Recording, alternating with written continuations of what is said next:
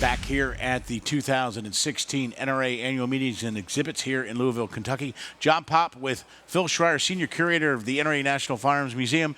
Phil, welcome back to the set here. I love when we get to annual meeting. We got the big setup here. I always grab you and say, let's sit down and do a few Curator's Corners. So here's the cool thing this time. Right behind you is the NRA News Booth, which is spectacular. But even more spectacular is inside of the NRA News Booth. I'm sorry, the NRA booth, excuse me. You guys designed a museum that travels with the booth, and it's really cool in the look of it, in the execution of the concept. I love it. You almost like walk from the front part into another area there. So we're going to go inside there and take a look at a couple of the firearms you brought with you here to annual meetings. So tell us about the first firearm you have to show us. Well, John, one of the first guns that we brought out for the display this year is a Model 21 Winchester shotgun. It's one of our favorite guns in the entire collection.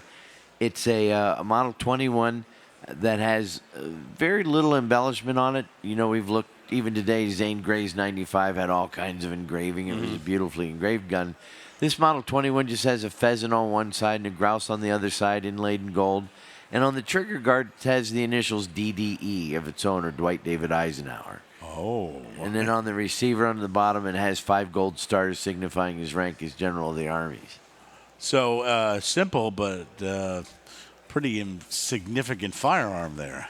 It is, and it's got a neat story to it. When I first started working at the NRA in 1989, I had a little office off the main floor, and my door opened right to the Eisenhower gun exhibit case. And I noticed one day that there was a guy that looked like he'd come up from Central Casting for a Secret Service agent. Trench coat, aviator glasses, the whole 9 yards.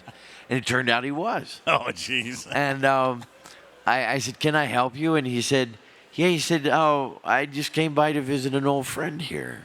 He said, you know, on my first day on the job, I was assigned the presidential detail at Gettysburg, Eisenhower's farm.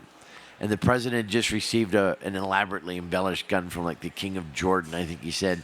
And he wanted to go shooting with the president, the king, and the whole Secret Service entourage. They were going to hunt pheasants on the farm up there. And everybody grabbed a shotgun, and this Model 21 was the last one in the cabinet. And I reached for it, he said.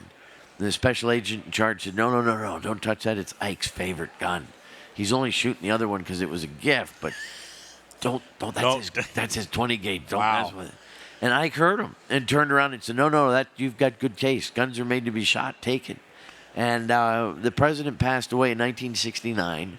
And a few years later, this agent with Mamie Eisenhower, the former First Lady, in the back seat of a Cadillac, came into the front circle of the museum at 1600 Rhode Island Avenue.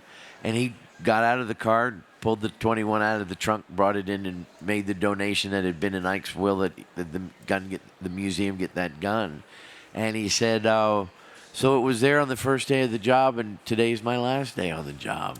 Wow. And I want to spend time with an old friend. What a great story. You talk about provenance and just the story. And we always talk, Phil, here in Curator's Corner about the story that a firearm can tell, that a gun can tell. And that one, the gun couldn't talk, but the agent sure told you a fantastic story. Yeah.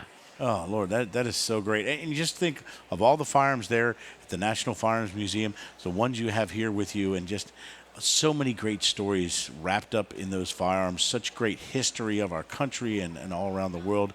It really is great stuff. You know, you got a good job. You know that. I have the best job in the world. That is so awesome. But you know what? I say I have the best job at the NRA, and I find out that there are a lot of people at the NRA that say they have the best job at the NRA. Oh. And you know, that's a good sign that things are pretty cool over there. That's a good sign. Well, thank you for sharing that story. That was wonderful. So how can folks get more information about the National Firearms, the museums? Plural. Believe that? There's so many of them. Since 1935. I'm almost out of fingers on this hand to count all the museums. I'm going to have to grow a new hand. Yeah, my feet are next. Well, the NRA Flagship Museum, founded in 1935, is now in Fairfax, Virginia, right off Interstate 66. We're open 7 days a week from 9:30 to 5. Free admission, plenty of free parking. And if you can't get to us off the interstate, visit us on the internet at nramuseums.com. If you're in Springfield, Missouri, come by and see us at the NRA's Sporting Arms Museum at the Bass Pro flagship store in Springfield, Missouri. We have another 1,200, 1,500 guns on display there. If you make it to northeastern New Mexico, come by the NRA Whittington Center to see the Frank Brownell Museum in the Southwest. And if you're going to be in New Mexico anyway in about 3 weeks, come down to Albuquerque to Edgewood to Founders Ranch and see us at End of Trail, the World Championship of Cowboy Action Shooting. We have kind of a pop-up museum in our very own museum building out there that will man for about 10 days during the World Championships of Cowboy Action Shooting. And that's very cool. I was lucky enough to be out there one time and see you setting that up. So it's really neat. You guys really do travel, and you spread this information, this love and passion for great firearms and a great story to tell. So thank you, Phil, every day for what you do. And thanks for being here on NRA News on Curator's Corner. Always a pleasure, John. Thank you.